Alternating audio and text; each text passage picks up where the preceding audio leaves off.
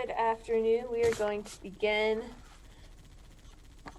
And this, I believe, is our last normal day of class. I mean, it is because starting tomorrow we have exam schedule. I think I do see y'all.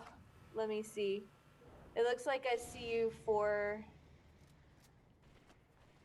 Oh, it looks like I get to see you guys on Friday and Tuesday. That's so weird. It's like different for all the classes. So, honestly, I'll probably just give y'all like Quizlet flashcards and let you go study on your own those days, because for some classes I only have their exam left, and other classes I still have like 45-minute class periods with you guys included. So I don't know. We will figure it out.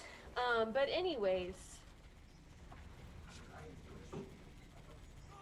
no, you're already late. Please turn off the music. Well, I gotta go, so I'm going. Then give me your phone, please. Why not give me my shit? Don't talk to me like that.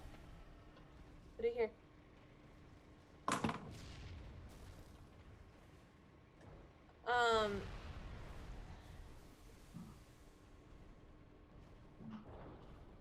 Sorry guys, a little interruption in the class.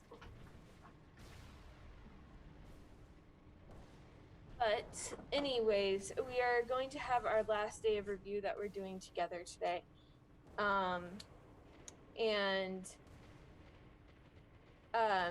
Sorry, give me just a moment. I need to email someone really quick. I'll be right back. I'm sorry.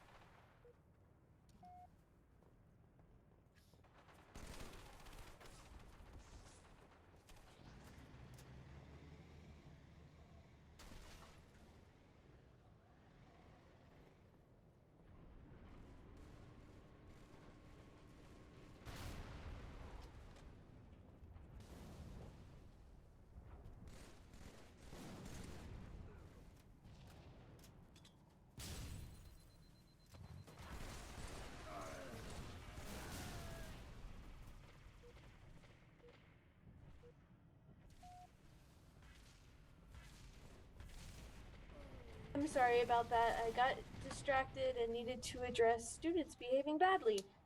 But anyways, I am focused now. We'll continue going. Today is our last day of review that we are going to be doing together. And I thought a lot about what it is, another big theme that we need to cover, because obviously we do have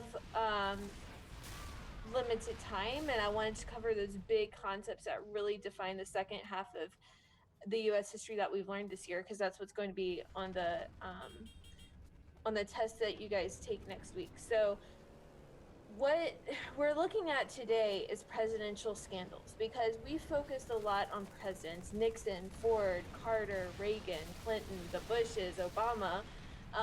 And while we can't go and look back at all of them right now in this class period, what we can do is go and look at their track records and some of the scandals involved in these administrations, because those are things that we did look closely at in the class. So that is what we are going to be doing today for our video reviews. And instead of it being one longer video, we're actually breaking up into 4 shorter videos which cover administrations, scandals under the administrations of Nixon, Carter, Reagan, and then Clinton. And so if you go into today's folder, that says exam review, that yellow folder that we've been working in, Thursday, 5/27. There's a Google form just like all the other days. It is short answer, not multiple choice. And so you need to go ahead and get that up on your screen, please, and be ready to answer the questions as we go. Each one of them, sorry, each one of the videos goes, or each one of the questions, I'm sorry, continue disturbances in my classroom. But anyways, each one of those questions that are on the Google form tell you which video it goes with. So we'll say Watergate scandal for the Watergate scandal. It will say Iran Contra affair for the Iran Contra affair. So I need you all to please go and look at that and get there so that we are ready to focus and complete that for the videos. But while you are pulling up that Google form, just one announcement is that I have finalized grades. So everything that you've turned in, it should be reflecting in the grade book. If there, unless you didn't tell me, there's a possibility that you turned in something and you didn't tell me and it's not there. But otherwise, it should be there at this point. So please go ahead and take a look at your grade at some point today, and if there's anything that you feel is wrong, then let me know. Okay, so you all should be ready to go. I am going to go ahead and pull up the video. We're going to start the first one, which is on Nixon's administration and the Watergate scandals. So if you don't remember what that's about, essentially it has to do with a president lying and cheating and stealing to try to win re-election. So watch, listen, and complete your form as we go. And if anyone has questions, you feel like something's not being addressed, type it in the chat and I'll address any and all questions you have after we watch all of them. We speak student! Watergate. You've probably been caught doing something you weren't supposed to be doing at one point or another. Maybe someone spotted you sneaking into a second movie after paying for only one ticket. Well, no matter the circumstances, you probably didn't have a whole lot to lose, since you weren't in the public eye. Your face wouldn't show up on every news program or in every newspaper. Well, just be grateful that your name isn't Richard Nixon. Nixon, a Republican, was running for re-election and needed to build a strong campaign. Unfortunately, he decided the best way to do so was to lie and steal. Despite the images the name Watergate might evoke, Nixon had nothing to do with destroying any large dams. Watergate was the name of the hotel where the Democratic headquarters were based, so the press decided to name the scandal after that hotel. One night, some men broke into an office inside the hotel and started going through files and attempting to plant listening devices. They were caught red-handed.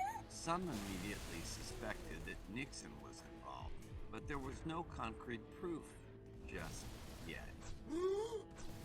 One of the men, James McCord, claimed that he and his accomplices were paid to keep quiet during the ensuing trial so that Republicans could save face. Eventually, someone leaked the fact that Nixon had tapes in his possession consisting of recorded conversations between himself and key political figures. Nixon immediately fired the prosecutor in charge of the case in hopes that he wouldn't have to hand over the tapes, although it didn't keep 6 of his Republican aides from being convicted of hindering the investigation. The courts wore Nixon down over time and eventually he caved.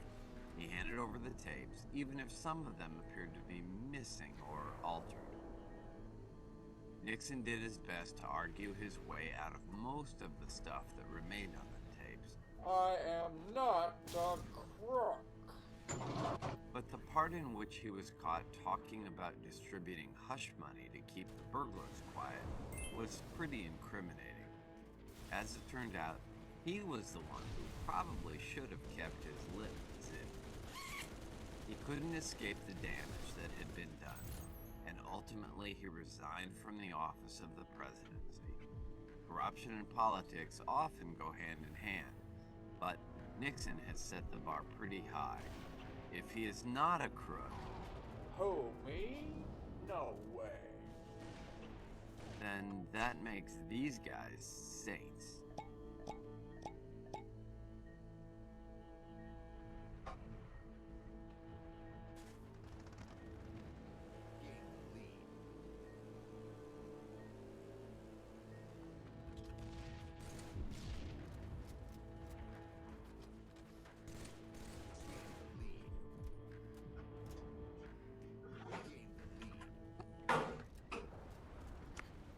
All right, so this screen, as you can see, is kind of summarizing what's going on with the Watergate scandal, but it's essentially what I was telling you all, that he is wanting to get an advantage in the election, and so he breaks in where he can steal some campaign secrets. And he says that he had nothing to do with it. Nixon has nothing to do with it, but then those secret tapes reveal that he in fact does. And so this is just one case of many presidents in the 20th century lying in order to gain an advantage. Okay?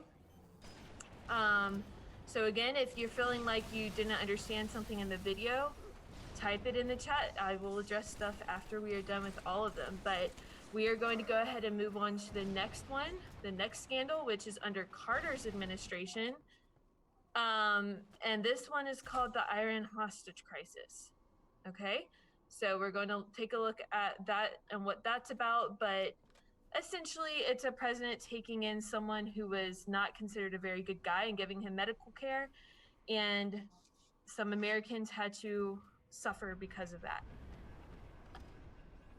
Protesters broke into the American embassy in Iran, took dozens of people hostage, and kept them there for a long, long time. This was the Iran hostage crisis, an episode that changed the course of American history.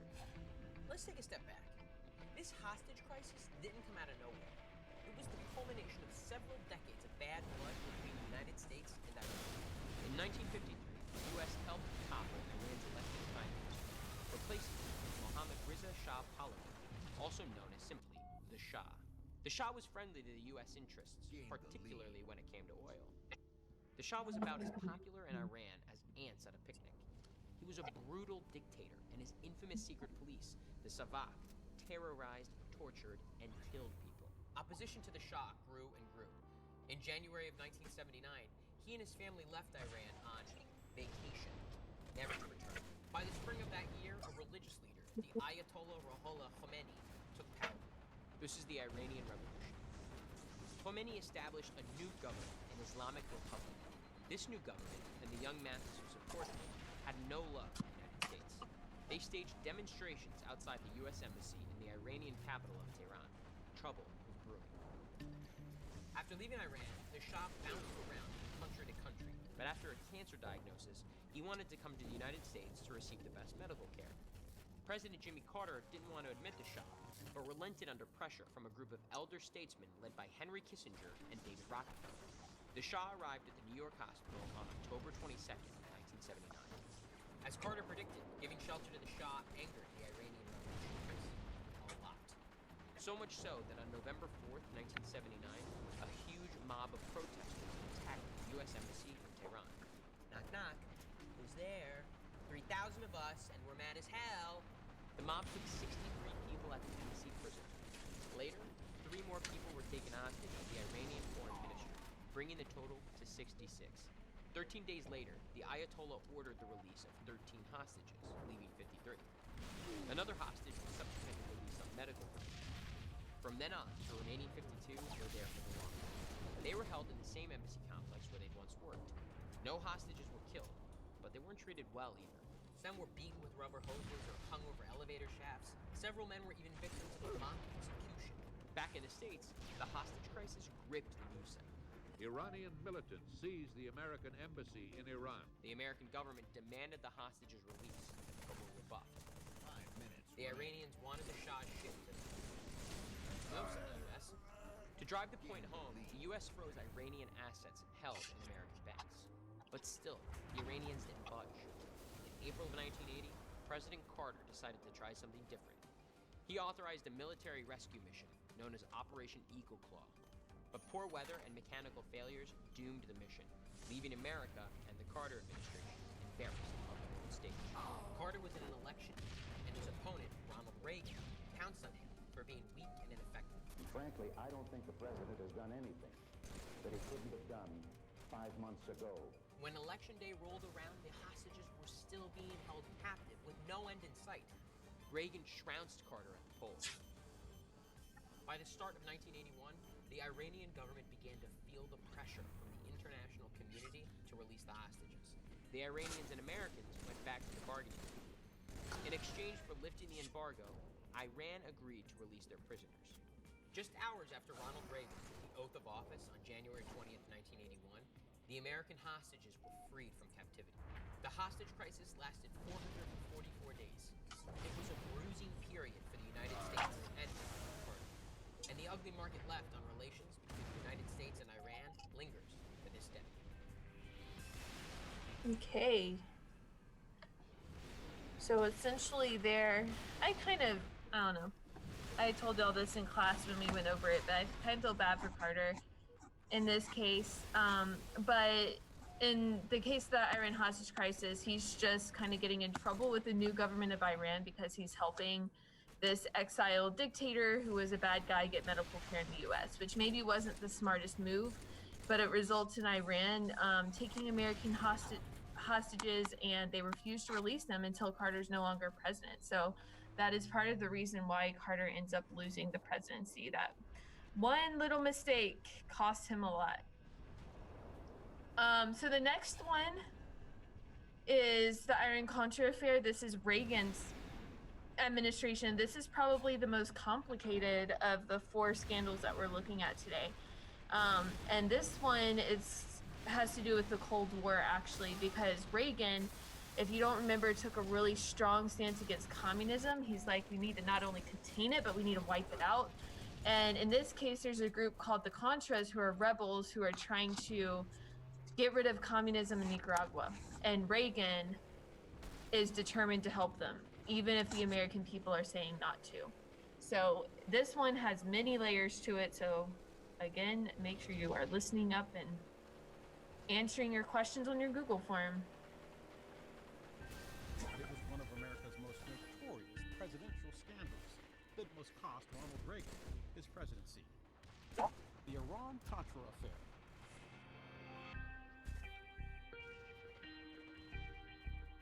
In the early 1980s, the U.S. was still in a Cold War with Russia, and anti-communist sentiment was strong.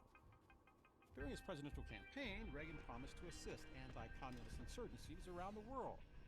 For a brief time under Reagan, the CIA trained and assisted groups fighting communist leaders abroad. Reagan was particularly interested in a group called the Contras and their battle in Nicaragua. The Contras were a group battling the Cuban-backed Sandinistas, a communist group who had seized power in 1979. Reagan called the Contras the moral equivalent of our founding fathers. But much of the Contras funding came from the cocaine trade. Because of this, Congress passed the Boland Amendment, specifically aimed at keeping American money from funding the group. 1 minute. That happened in 1982, shortly after Reagan took office. The amendment restricted the CIA and Department of Defense from using funds to provide military assistance to groups that were trying to overthrow Nicaragua's government. Groups like the Contras.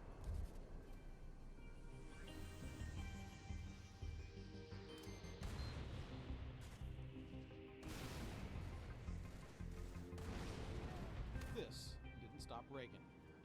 The president told his national security advisor, Robert McFarlane, to help the Contras anyway, regardless of the cost. McFarlane found opportunity in Iran.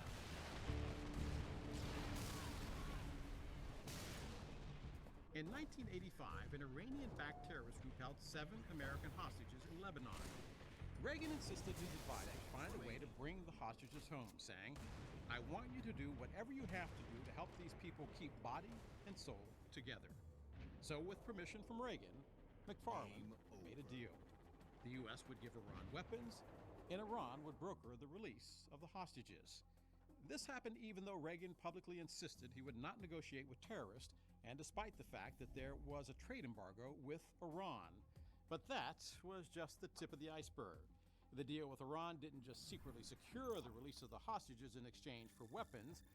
There was money involved. While $30 million had been allocated for the weapons, the CIA funneled a portion of that money to the Contras in Nicaragua, the group Reagan supported in their guerrilla fight against the Sandinista government. In 1986, the Lebanese newspaper Al-Shura reported the arms deal, and everything began to unravel. That prompted an investigation by the U.S. Attorney General, who discovered that only $12 million of the $30 million actually went toward weapons for Iran. The rest of the money was sent to the Contras in Nicaragua.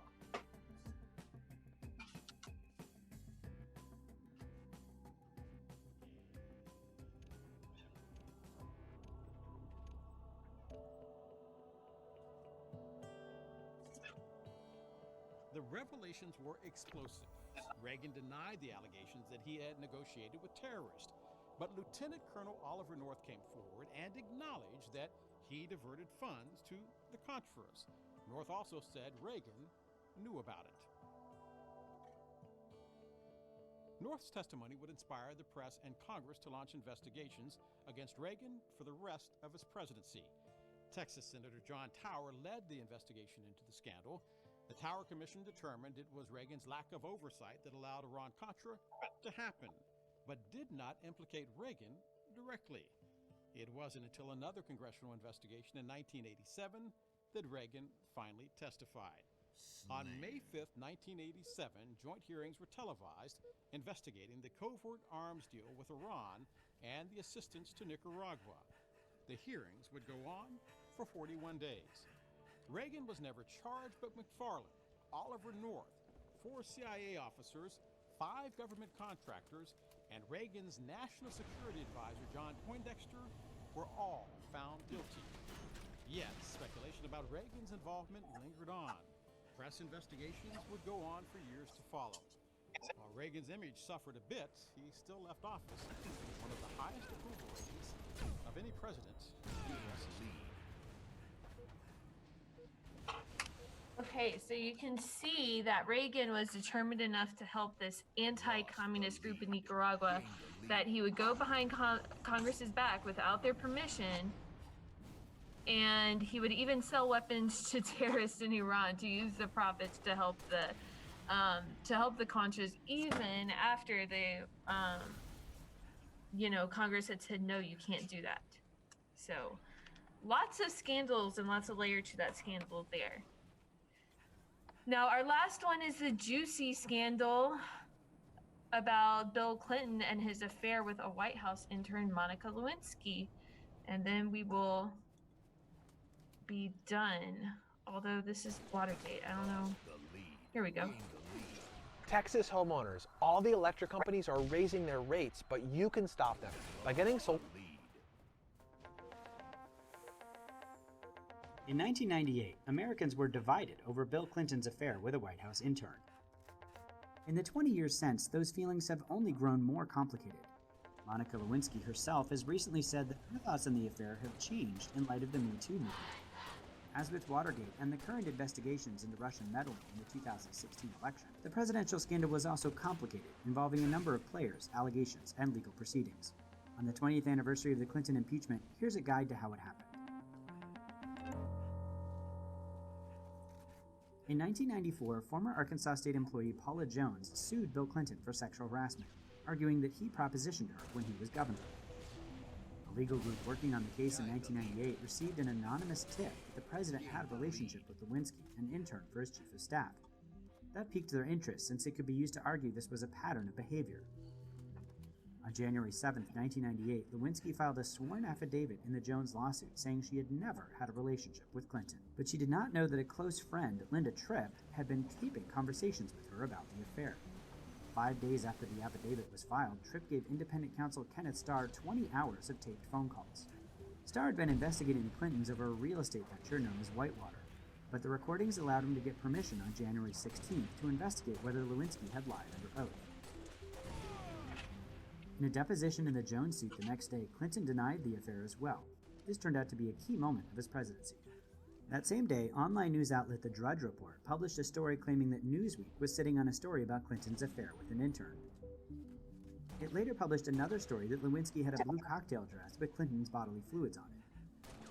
Clinton again denied the affair, this time on nationally broadcast television, saying, "I did not have sexual relations with that woman, Miss Lewinsky."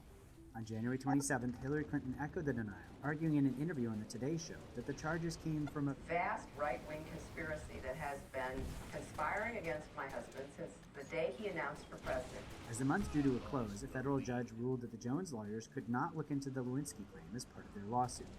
But the Starr investigation continued on a separate path. In early February, Lewinsky's mother appeared before a grand jury. She had been suspected of encouraging her daughter to lie to Jones's lawyers. After 3 days of questioning, Starr granted her immunity in exchange for handing over the blue dress. As the summer began, the July issue of Vanity Fair appeared on newsstands featuring glamour shots of Lewinsky, a PR decision that was harshly criticized. On July 27th, Lewinsky met with Starr's prosecutors in New York City, and they announced an immunity deal for her the next day. Clinton then agreed to testify before the grand jury voluntarily. In August, the president provided a blood sample to compare his DNA to the stains on the blue dress. That month, Lewinsky and Clinton testified to the grand jury, with the president's testimony taken by closed-circuit TV. He admitted to inappropriate intimate contact, but also said that he had given accurate testimony previously, famously quibbling over the definition of is. Later that evening, he spoke to the nation in a televised address. In a deposition in January, I was asked questions about my relationship with Monica Lewinsky. While my answers were legally accurate, I did not volunteer information. Indeed, I did have a relationship with Ms. Lewinsky that was not appropriate. In fact, it was wrong. The next month, Congress received 2 copies of Starr's 445-page report on the investigation and supporting evidence. The Starr report, along with transcripts of Lewinsky and Tripp, were later released to the public. On October 8th, the House of Representatives voted to begin an impeachment inquiry. Despite the controversy and the impeachment, President Clinton remained popular in polls, and Hillary Clinton saw her poll numbers rise as well. During the midterm elections in November, Democrats did unusually well. In mid-November, Clinton settled the sexual harassment lawsuit with Jones, which had kick-started the scandal, paying her $850,000 and admitting nothing. Paula, can you say anything to us? During a lame duck session on Congress on December 19th, the House voted to impeach Clinton on 2 charges: that he committed perjury in his August 17th federal grand jury testimony, and that he prevented, obstructed, and impeded the administration of justice. As 1999 opened, the Senate began its constitutionally mandated impeachment trial, with the Supreme Court's Chief Justice presiding. On February 12th, 13 months after the scandal began, the Senate voted to acquit Clinton on both charges. The respondent, William Jefferson Clinton, President of the United States, is not guilty as charged. Later that day, Clinton apologized to the American public in an address from the White House. I want to say again to the American people how profoundly sorry I am for what I said and did to trigger these events and the great burden they have imposed on the Congress and on the American people.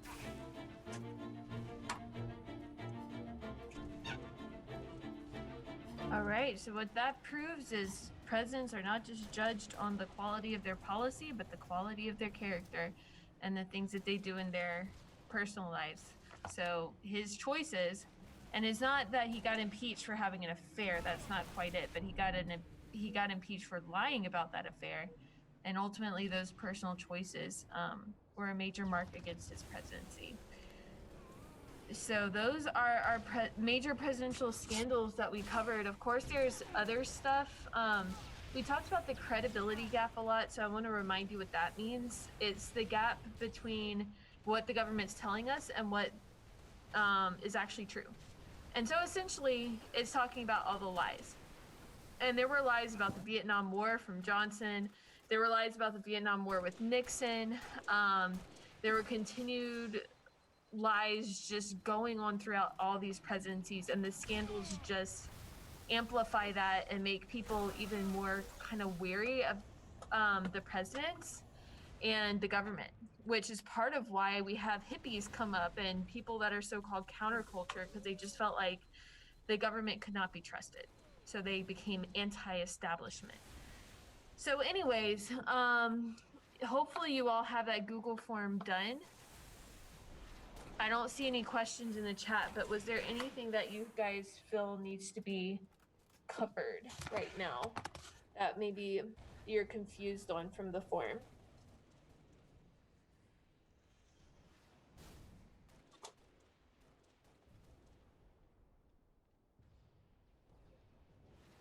Alrighty, then you all, like I said, I actually see more of you than I do my other class periods, so I'll see you tomorrow and Tuesday. So you all may go ahead and go. Just don't forget to check out your grades and make sure to let me know if something doesn't look right to you.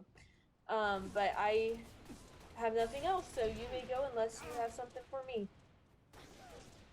Have a good day, everyone.